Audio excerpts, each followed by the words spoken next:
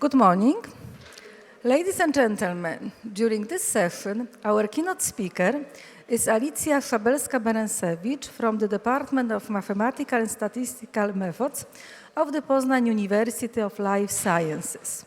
Alicja gained her experience during scientific internship in Zurich and Williamsburg. Her scientific interests are based on developing of various statistical methods that can be applied to medical and biological issues concerning next-generation sequencing experiments. In particular, her interest fields are based on regression models, detection of alternative splicing phenomena, and analyzing several procedures connected with differential expression analysis. She participates in many interdisciplinary projects, including real-life data and connected with general sequencing analysis. We are really grateful that you accepted our invitation, and you are cordially welcome to give your talk. The floor is yours. Thank you very much.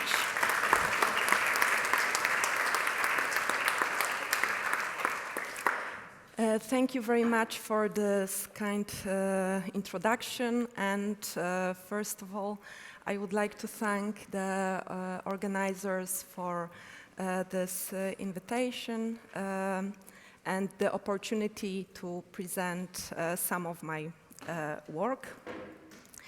As Małgosia said, I work mostly on statistical methods that can be applied to next generation sequencing data. And today I thought of showing some methods that can be used when we would be interested in analysis of the microbiome. In particular, the focus will be on the microbiome of the cereal leaf beetle. This is the insect that was analyzed and tested through the cooperation with people from National Research Institute, from the Institute of Plant Protection, with Beata Wielkopolan, Krzysztof Krawczyk, and Aleksandra Obrepalska-Stemplowska. So in this project, we wanted to have more insight in the microbiome of this insect. But in general, let's start off thinking why microbiome can be useful and why it is worth analyzing it. So first of all, of course, human health implications are important because microbiome is connected to the health condition, and it influences some treatment strategies. Also, it affects our metabolism, the drug responses. So also insight in the microbiome can help in treatment optimization. Also, the information about the microbiome can help in diagnostics, in therapies, also in discovering new medical compounds.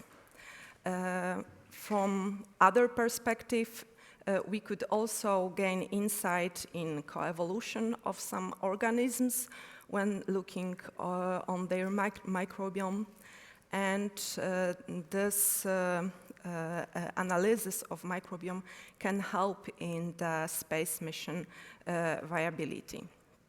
From the perspective of our project, the most important implications came from the impact of microbiome on the immune development of some insects, and through analyzing this data, we could help in the crop health and also the agriculture outcomes.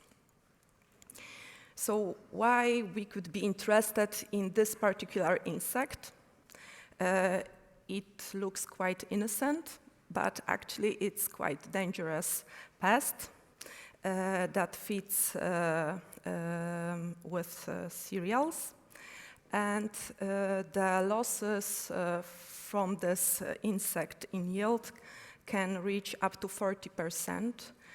So this is important to somehow get some strategies for plant protection. And initial research in this insect, the CLB, showed that actually the characterization of the microbiome and the defense systems of cereals is necessary and could be beneficial for the plant protection strategies. And up to recently, it was just not known. So the team from the Institute of Plant Protection and my university, they have joint cooperation to actually get more of these characterizations. In this particular data set that I will present you on the way as examples, there were 100 samples of this insect tested. There were 3 factors that were considered. The first one was the developmental stage of the insect. Also, there were 7 types of the cereals, the host plant from which the insects were gathered, and also they were taken from 3 locations. In each of the condition that was checked, there were 5 replicates. And we were interested mostly in the composition, the richness, and also the diversity of the microbiome. So as I said, the previous research was checking the plant-insect interactions, and also some bacteria were used as a mediator, and it showed some connection. So that's why there was idea that maybe the microbiome could give useful information about the metabolomics of the animal and potential strategies how to control the insect population. And also the microbiome could reveal the diet preferences as well as some vulnerabilities of it. And also it could help to determine the mechanism how the insect detox what are its detox capabilities and the insecticide resistance. But the last part, actually, it's right now ongoing analysis that we will maybe finish in future. We will try. In general, I'm using the RNA-seq data in my work, and I try to find some methods for it. And this microbiome data that were given, they were coming also from sequencing technology. Actually, this is 16S rRNA gene sequencing. And this method allows us for studying the taxonomic composition of bacterial and archaeal communities. This is the 16S ribosomal RNA. This is the gene that is present in all the bacteria, so it can be used as a filter for the sequencing procedure, but also it allows to infer phylogenetic relationships among the microorganisms. The sequencer that was used was Illumina with MySeq protocol, and in this protocol, 2 regions of this gene was targeted, V3 and V4, and with usage of these 2 regions, the taxonomic identification on at various levels of taxonomy were possible. So this is just the overview how the procedure of getting data looks like. So the first step actually is getting the material, biological material, which is the DNA of the insect. And of course, this material consists not only of the microbiome, but also of the RNA or DNA of the,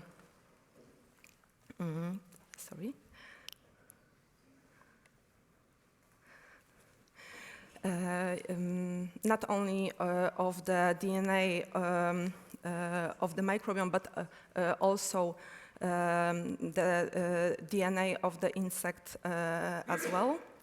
That's why the protocol first filters the material, so we end up only with proper DNA that we wanted to sequence. Then we have quite standard procedure to amplify and to get the resulting files in which we have the sequences of DNA that was found. And also, in the end, the last step is gathering the sequencing and assigning them with taxonomy that we take from some publicly available data sets, for example, Silva.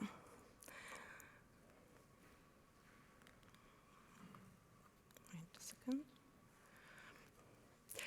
Okay, so after we obtained the data, so the, let's say the wet part was already done, we have the assigning reads. So the data that I actually worked with were in the form of counts for each taxa that we were interested. I got the number of reads, the number of sequences that were present in each sample. Of course, we were choosing different taxonomic levels, but mostly we were focused on genus and species. And if we would like to model the data with some regression model, the count data would require generalized model. And also in different analysis with sequencing data, the negative binomial distribution showed good approach. So in this analysis, we also were mostly focused on the models with negative binomial distribution. And the second thing that is necessary is that we have to somehow include the information about the bacterial taxa. And we tested several versions depending on the precision of assigning reads to particular taxonomic levels. And on the 5% of let's say, error, we end up with 94 bacterial genera. And this is not all of the genera that could be possible and that would be available in the data sets. So we considered that this factor could be considered as a random effect. And since the data that we were using, they initially come up from the DNA that was not only from the microbiome, but also the DNA of the insect itself. It is hard to get the exact amounts of the material for each sample. Because of that, it is also difficult to end up with the data that can be directly comparable. That's why we need to take care of it somehow. Also, additionally, assigning these taxonomic levels, it can end up with unclassified sequences. And the more precise taxonomic level we would like to get, then we could end up with more unclassified sequences, even over 50% of the sequences in the sample. So if we have different size of the sequences in each sample, then actually this could potentially lead to misinterpretation of the results. That's why we needed to normalize the data.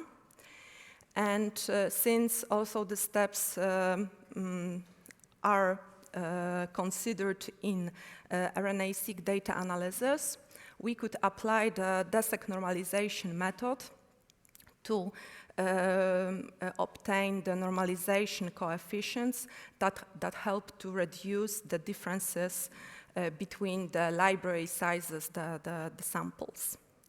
And in case of DESEC normalization, it uses the pseudo-reference sample that is calculated as a gene-wise geometric mean of the counts for each gene in all the samples. And then it calculates the ratio of the median over the genes in particular sample and the pseudo-reference sample. The other element that we need to include before fitting the model is the question, what about the zeros that we obtain in our data? Because it turns out that in the count table that we get, we have quite a lot of zeros. And the reason is that if any bacteria is available in at least one sample, then for each other sample, this bacteria also will be included, but with 0. So then this table actually end up with many zeros. And actually the source of the zeros can be two different processes. So one thing is that some genera are actually generally absent in the samples, but also it can happen that the sequencing precision, as well as assigning the reads to some taxonomic level, just could undetect this particular genera. So because the source of the zeros could be two different processes, then the extra zeros may not be easily explained by the negative binomial distribution itself. This is just some example of the data in which we would think we could have the zero inflated data. And this is the number of reports about shootings in different counties in the United States. and we can observe that actually the number of zeros is much higher than we would expect just from the standard distribution. This is the with the Poisson distribution. So the solution for actually model the data where we have a lot of zeros could be zero inflated regression models that were introduced by Malachi. And in these models, we have two components. One is the binary model for forecasting, let's say, if the observation falls into always zero group, and the other component would be the count model, for which we would observe that we have not only zero observations. And each observation can be potentially assigned to one of these two processes. And when you look at the mathematical representation of it, you can see that the distribution function for this case, it consists of two parts, and it is conditional distribution with the parameters of negative binomial distribution mu and k, and also the parameter theta. This is the parameter that is modeled as a probability of extra zeros, and usually it can be modeled by logistic regression. And this is the example just for the negative binomial distribution, but of course for the Poisson distribution it can be quite similar. And the second thing that we can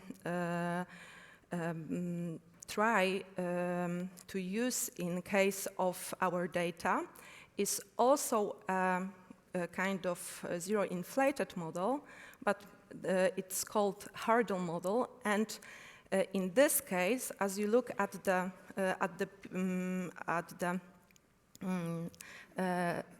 pictures, on the right-hand side, we can see that the zeros are completely separate processes that are modeled separately, and all the positive values are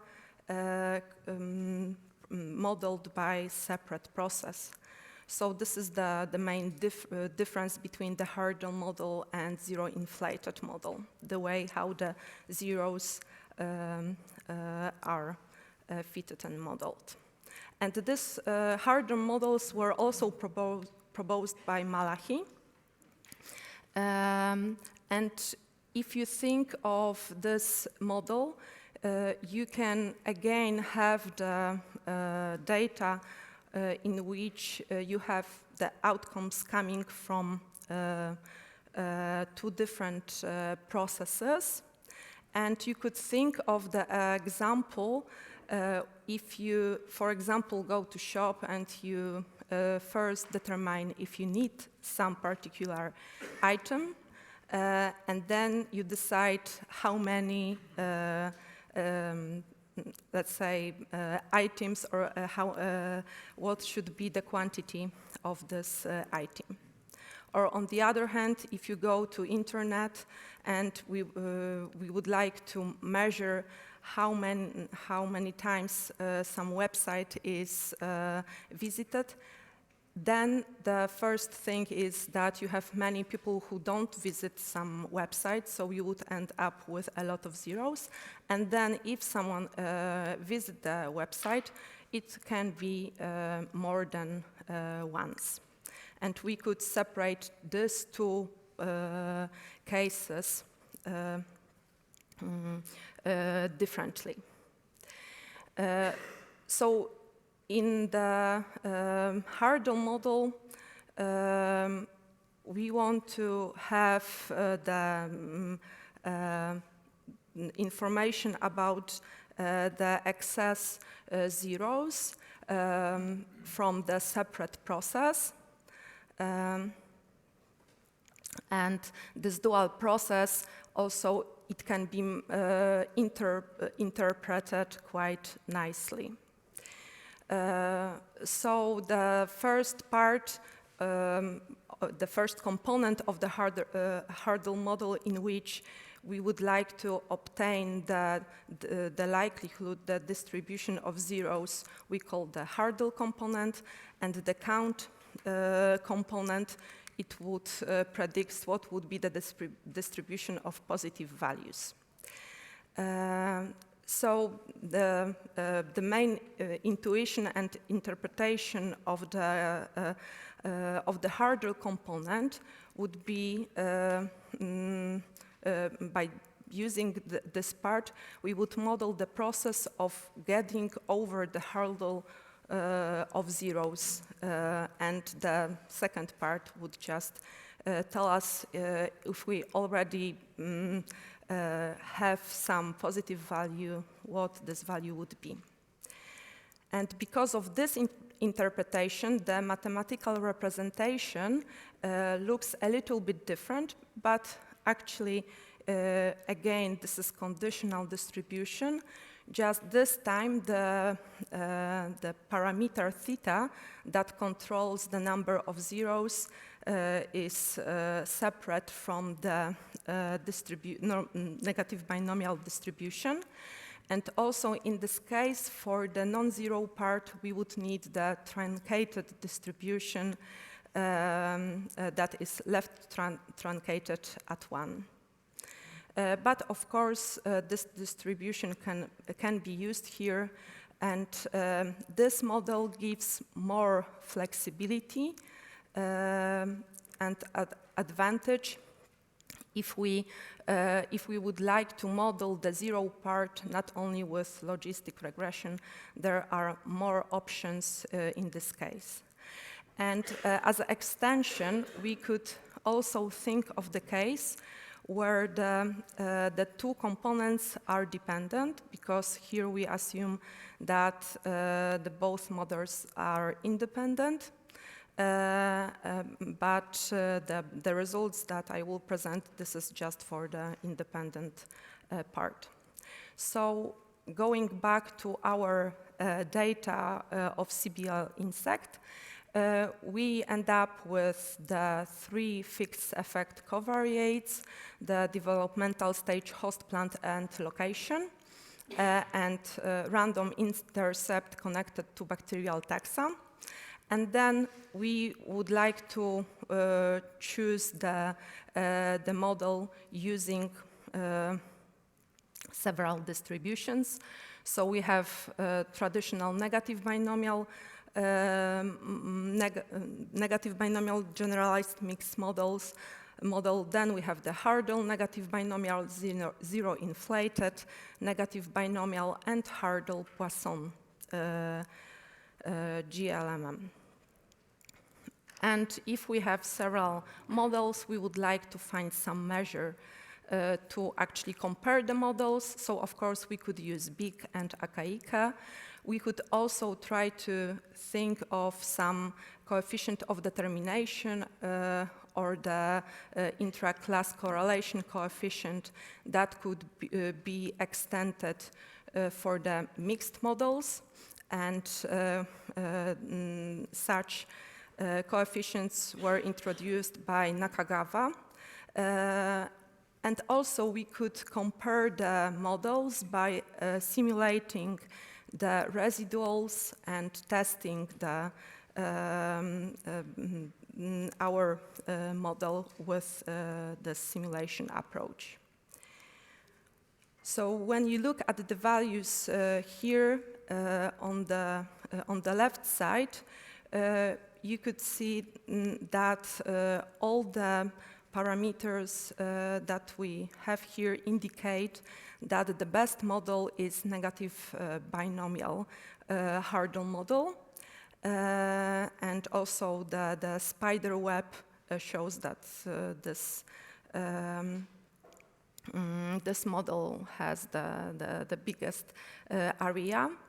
And also the interpretation of this model would be quite useful for us So separating the presence or absence of some bacteria in one part, and then what would be the abundance of the other part would be useful.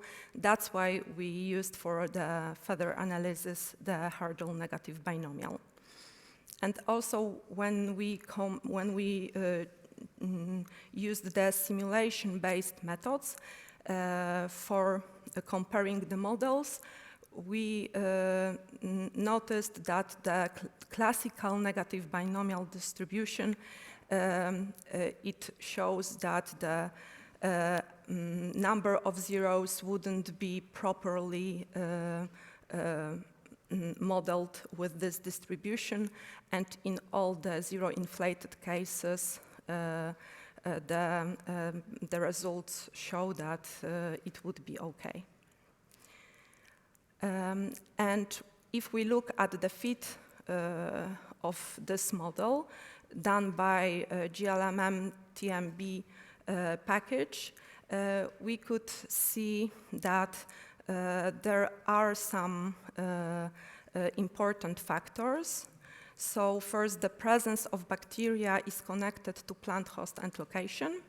Also, the presence of bacteria is not connected to the developmental stage. However, the abundance of the bacteria that are already in the samples is connected to the developmental stage. And also, we wanted to check the importance of these fixed variables with some methods, and we chose the model class reliance, the methodology that was described by Biecek and Burzykowski. In this method, you can use the permutational procedure that employs the penalty when you remove some variable.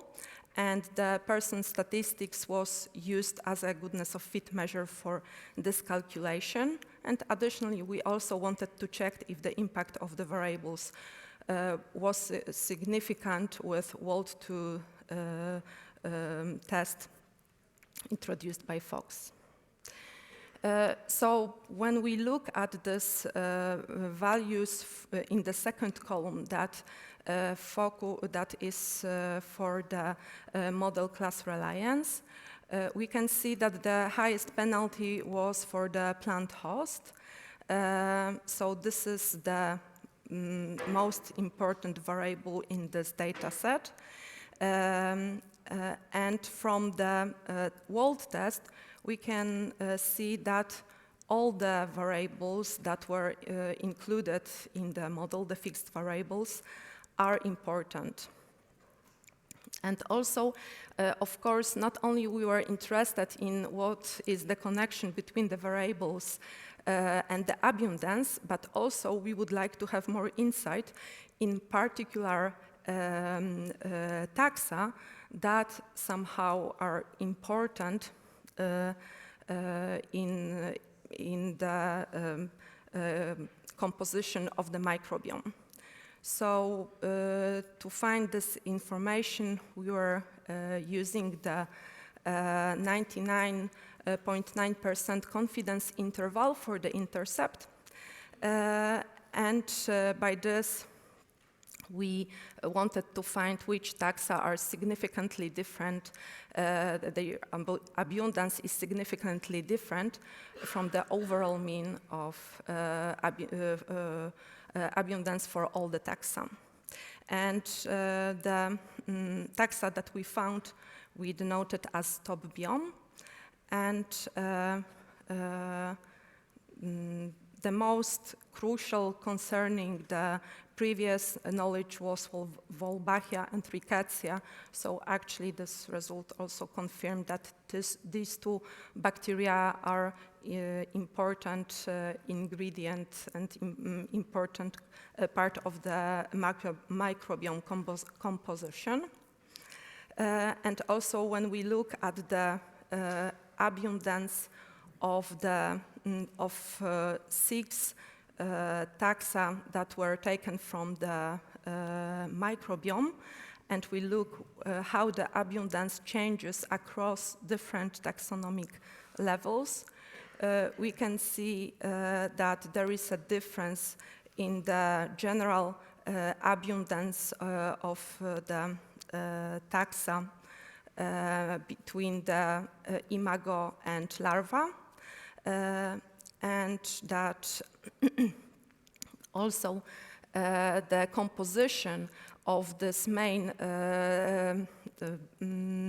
bacteria differs in these two developmental stages. So this part concerning the differential analysis, I just put it as a bonus, but this is just the summarization of standard RNA-seq analysis that actually could be applied also for this type of data. But let's try to go to the next part, in which I wanted to tell you about the biodiversity. So one thing was the composition of the microbiome that we have, but also we wanted to know if the biodiversity of this microbiome is different somehow between the cases that we considered. And of course, the biodiversity nowadays is quite important element of many ecosystems. So there are some methods that could be applied also for the biodiversity of microbiome. And from the mathematical point of view, we could think of several measures that could help us identify what is the diversity level. We focused on two of them. The first one was alpha diversity, which actually describes the richness and the equality of the microbial community within the sample. And the beta diversity measures the diversity between the samples. So there is quite a wide range of the indices that could be used here. They can be divided in three groups: the richness indices, the Shannon index, and Gini-Simpson index. And each of these index has a little bit different interpretation. So the richness index allows to include more rare species and genera. And Shannon index also includes not only the information about the presence, but also the abundance and the equality. So because of that, it tells us more about the number of dominant species or genera in the data set. And for this part, when we wanted to compare the biodiversity in different groups, we were using the relative abundance values that were normalized also to the number of reads in each sample. And the differences between the cases that we considered were checked with t-test and Kruskal-Wallis test. And here you have the information about what was the diversity in each condition that was measured with animalcules package. And the first one on the left tells us about the developmental stage. Then we have 7 types of host plants, and in the end we have the locations.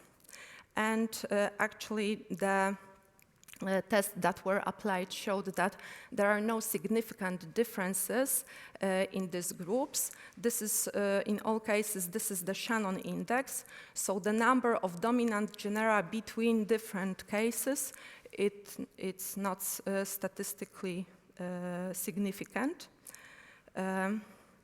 And after actually the analysis that was done, we found some papers that was telling about the alpha indices. And in this paper, it was said that the richness index can be strongly associated with the number of individual organisms that are sampled.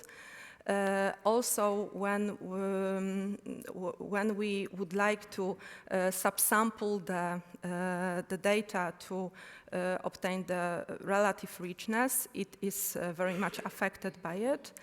And also the comparison between different indices of alpha diversity are difficult to compare.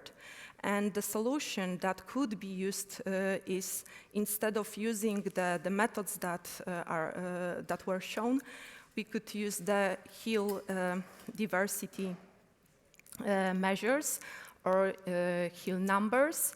And this is nice mathematical approach in which we could have consistent version of all the alpha indices that are easier to interpret and compare. So actually, at this point, we are trying to use this approach. And if we think of beta diversity, this index enables us to identify the significant differences in biodiversity level. So it tells us more about the structure of the microbiome. And it is based on the distance matrices that are based on, for example, Jacquard index, Bray-Curtis index, Chow similarity index, but actually you can think of more measures that could be applied here. And we could compare the groups that we have with the permutational multivariate analysis of variance that was introduced in 2017 by Anderson. And the results of this part showed us that actually all the variables indicated significant in terms of the structure of microbiome that we search for.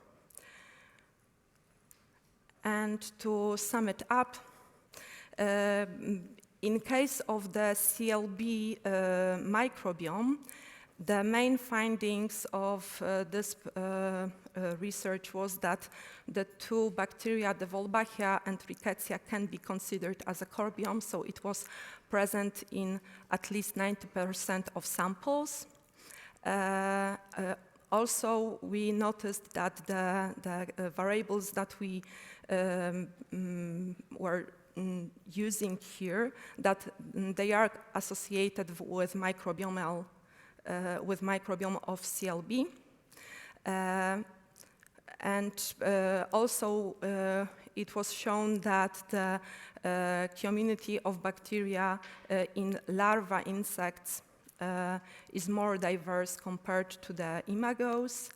And the wheat and spring barley, these two host plants had higher levels of the bacterial genera and species diversity. All the results were published in 2021.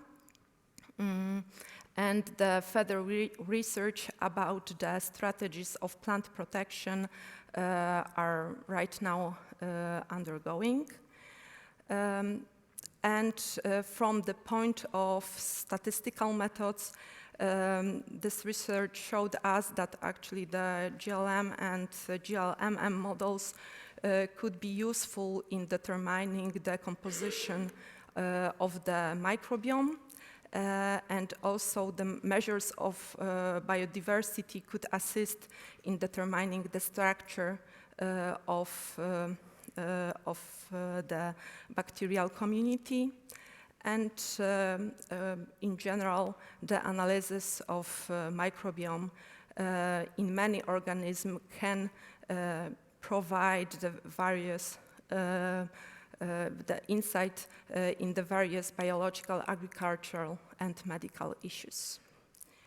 So thank you for your attention, and this is just references.